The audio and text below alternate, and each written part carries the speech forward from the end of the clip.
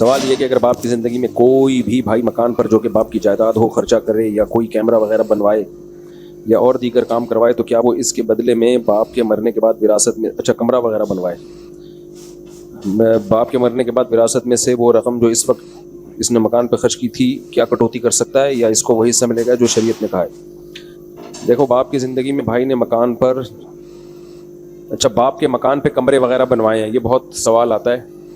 کہ ابا کی زندگی میں ابا کے مکان پہ پورا پورشن بنا دیا، کمرے بنا دیے، تو اس میں اگر ابا کے گھر میں ریپیئرنگ کا جتنا بھی کام کیا ہے وہ تو واپس نہیں ہوگا، سارا فری پاکٹ کا وہ ثواب سمجھا جائے گا۔ نلکے لگا دیے، ٹائلیں لگا دیں، کمرہ ٹوٹ رہا تھا یا واش روم کو ریپیئر کر دیا یا نیا واش روم بنا دیا، سب فری پاکٹ کا ہے، سمجھ رہے ہو؟ مرنے کے بعد وراثت اتنی ملے گی جتنی دوسرے بھائیوں کو ملے گی۔ البتہ اگر کسی نے پورا اپنے پیسوں سے اوپر پورشن بنا دیا، ایک بھائی نے پورا الگ سے پورشن بنا دیا، سارا اپنا پیسہ خرچ کیا اس میں، پورا پورشن گھر بنا دیا اوپر، پھر یہ گھر کا نیچے والا بیٹا، یعنی نیچے والا بیٹا نہیں، وہ بیٹا جس نے یہ پورا پورشن بنایا ہے وہ اس اوپر والے پورشن کا مالک ہے۔ لیکن اب مالک ہو کے ہوگا کیا؟ کیونکہ چھت کس کی ہے؟ ابا کی۔ تو یوں کہا جائے گا کہ اس لڑکے نے، اس بیٹے نے ابا سے چھت عاریتاً استعمال کے لیے لی ہوئی ہے اور ابا کی چھت پہ مکان بنایا ہے۔ کسی کی بھی چھت عاریتاً استعمال کے لیے لی جا سکتی ہے نا، اس پہ آپ چارپائی ڈال کے بیٹھ جاؤ یا پورا گھر کھڑا کر کے بنا کے کھڑا کر لو اس پہ، تو عاریت کہتے ہیں استعمال کے لیے کسی کی چیز لے لینا۔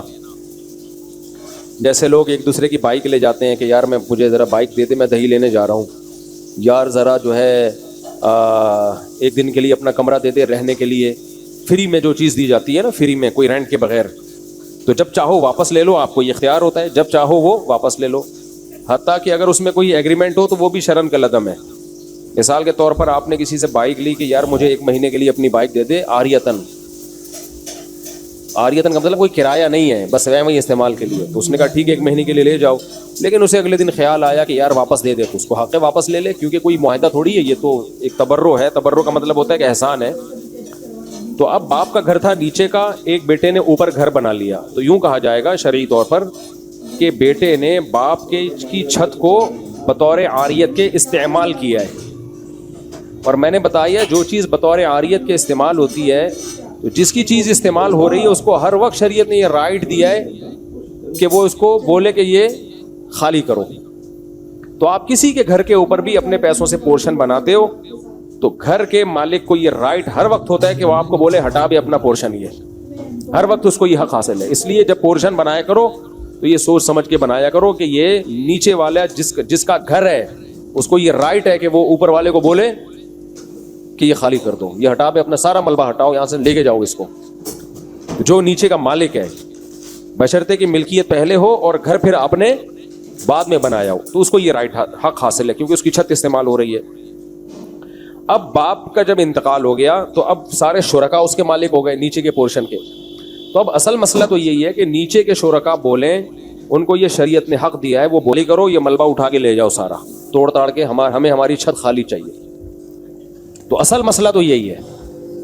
لیکن چونکہ اس میں اوپر والے کا نقصان بہت ہوتا ہے، بعض چیزیں قانونی تو ہوتی ہیں، شرعاً جائز بھی ہوتی ہیں، لیکن مشورہ نہیں دیا جاتا اس کا۔ تو اب ہم فتویٰ جب اس کا لکھتے ہیں تو یہ لکھتے ہیں کہ سب شرکا کو یہ حق حاصل ہے کہ وہ یہ بولے کہ بھائی سے کہ تم یہ گھر تم خالی کرو، ہم یہ وراثت میں تقسیم نہیں کریں گے، ملبہ توڑ کے لے جاؤ، یا ملبے کی قیمت ہم سے لے لو اور یہ پورشن اب ہمارا ہو گیا۔ گھر کی قیمت نہیں بلکہ کس کی قیمت؟ ملبے کی قیمت، کیونکہ تم بھی ملبہ توڑ کے جاؤ گے تو ملبہ بکے گا نا، تمہارا ملبہ ہی بنتا ہے اب، تو ہم سے ملبے کی قیمت لے لو اور یہ گھر ہماری ملکیت میں دے دو۔ لیکن چونکہ اس میں نقصان بہت ہے اوپر والے کا جس نے پورا پورشن بنایا ہے، تو ہم جب فتویٰ لکھتے ہیں تو اس میں لکھتے ہیں کہ اصل تو یہی ہے، یہ اصل اس لیے لکھتے ہیں کہ اوپر والا چوڑے میں نہ آئے، وہ یہ سمجھے کہ اب جو بھی نیچے والے جس پہ بھی راضی ہو گئے نا وہ ان کا احسان ہوگا، اصل تو ان کو حق ہے کہ وہ مجھے کہیں کہ توڑ تاڑ کے خالی کرو۔